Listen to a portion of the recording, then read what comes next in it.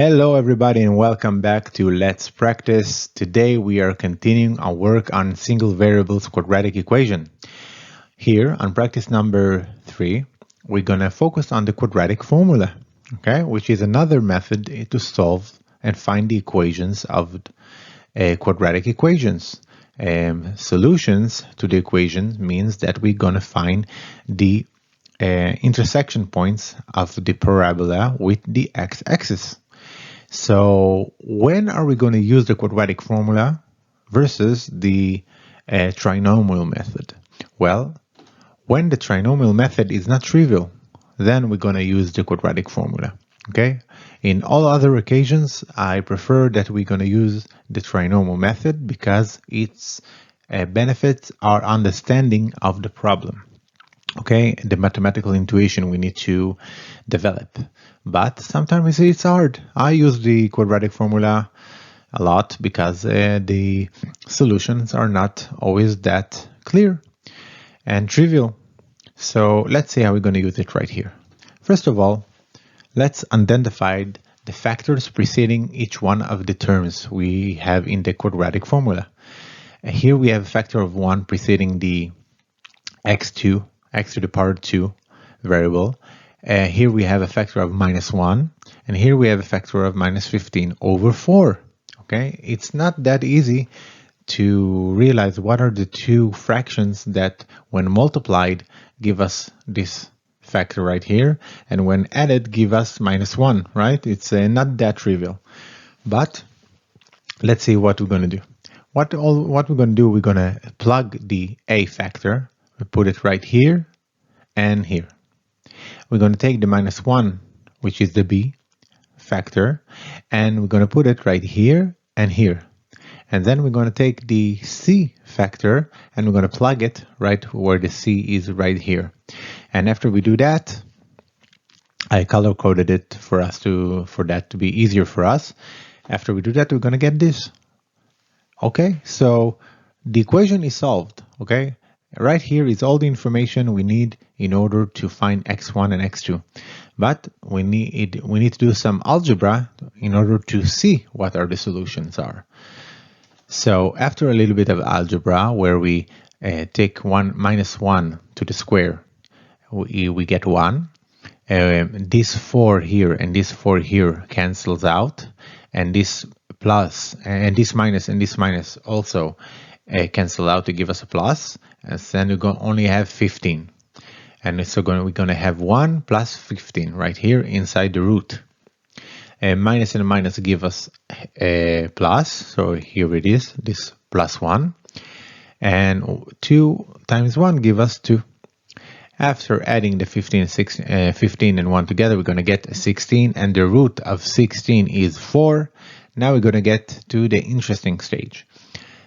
We have two solutions, right? One for the plus and one for the minus. So 1 plus 4 give us 5 over 2, and 1 minus 4 give us -3 over 2, right? So that's the way we use the quadratic formula to get our two solutions. It's quite straightforward.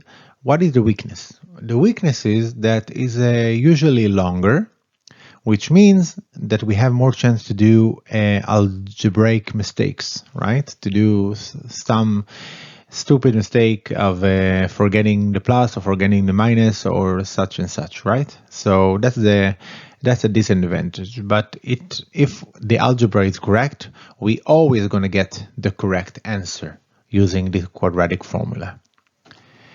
So this is the factor representation, meaning this is the trinomial representation, and after we can use the quadratic formula in order to guess what should be the factoring representation, because sometimes that's all we want, or sometimes we want the factoring representation for something else. So we can use the quadratic formula in order to find out what it is. So let's do another one. Hello everybody and welcome back to Let's Practice. We are continuing our discussion about single variable quadratic equations. This is practice number 3 and we are talking about the quadratic formula. Especially, we're going to talk about the discriminant, which is the expression right here inside the square root. This is a magic expression that tells us how many solutions we can expect. 0, 1, or 2 solutions. So the best way to explain it is by doing the example. Take a look at this quadratic equation right here. If I'm gonna factor it, if I'm gonna identify the factors, I have a equal to 2, b equal to 2, and c equal to 1. I can plug these values right here in the quadratic equation, and I'm gonna get something like this. Now let's plug it into this expression I call the discriminant, and I'm gonna have what I have right here.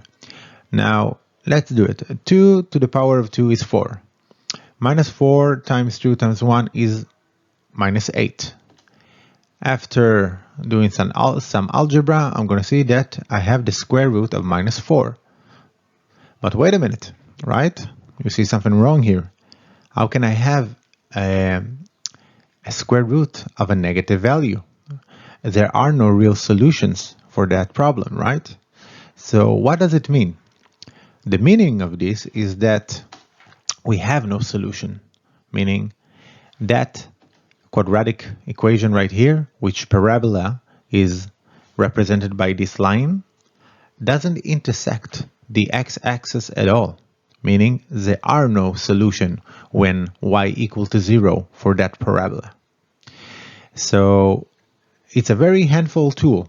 And before using the whole quadratic formula, we can just use the discriminant inside and know in advance if we can expect a solution or not. So let's see another example. This time we're gonna have a single solution, okay? So see this quadratic equation. I have a equal to 1, b equal to minus 3, and c equal to 9 over 4. Okay, I'm going to plug it into the quadratic equation, do some algebra, and see that inside the root I have 0. This time the discriminant is equal to 0, and this plus and minus sign doesn't have any meaning anymore, right? I don't have to use it because plus minus 0 is just nothing. So I have one solution, 3 over 2. And here it is in a graphic calculator, and this is how it looks. We are meeting the x-axis only in one point. So in the subject of the discriminant, if we have a certain parabola, and this is the quadratic formula, if the value of the discriminant inside is smaller than 0, we have no solutions. If it's equal to 0, we have one solution, and you guessed it, if it's larger than 0, we have 2 solutions. Using the discriminant is something very useful that we're going to do from time to time, or even for every exercise. That depends on on how large a, b, and c, if there are simple numbers or there are fractions. Okay, that depends, but let's use this tool wisely while we go on. So let's go on. So we are going on into homework, right? So look at this. Here I have 2 exercises. They are not in the shape of a quadratic formula yet. What you need to do, you need to open the parentheses. You need to move all terms to the left or the right and put the 0 on the other side. Okay, 0 on one side, then an equal, and then on the other side, all other terms. Then you need to add them up. After adding them up, you're going to have something which is 0 equal to a times x to the power of 2 plus b times x to the power of 1 times plus some constant c. That's what you're going to have. When you do that, you can plug the a, b, and c into the quadratic formula, determined beforehand by using the discriminant if you're going to if you have a solution at all, and if you do, how many. And then you're gonna solve it and see if you get these results. Okay, so I wish you good luck. I'm gonna see you in practice number 4, and after that we're gonna have a cool bonus lesson. So see you later, guys.